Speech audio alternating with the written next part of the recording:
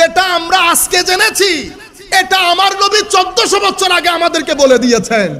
তো আমার নবীর জ্ঞানের উপর স্যালুট করা দরকার না? উম্মত স্যালুট না করে উম্মত এখন আমার নবী কি কি জানেন না সেটা খুঁজে বের করে। আজীব বিষয়। এই মাইন্ডসেটের লোকগুলা কখনো আমার নবীর ইলম সম্পর্কে, কখনো আমার নবীর হাজের ও নাজের সম্পর্কে, কখনো আমার নবীর মুজিজাত সম্পর্কে, আমার নবীর নবুয়ত নিয়ে এখন আবার কথা এটারে নিয়ে ঘুরিয়ে, আমি গতকাল রাত্রে ছেলেদেরকে বলেছি রিসার্চ করে যত বক্তব্যগুলা বাজারে এসেছে একটু দেওয়ার জন্য। আমি শুনতেছি ইন্না লিল্লাহি ওয়া ইন্না ইলাইহি রাজিউন।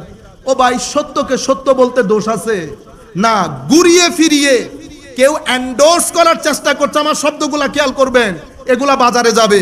কেউ এন্ডোর্স করার চেষ্টা করছে, কেউ অ্যাটেস্টেড করাচ্ছে, আর কেউ এন্ডোর্সমেন্টও নাই, অ্যাটাচমেন্টও নাই। কেন? কারণ মানুষের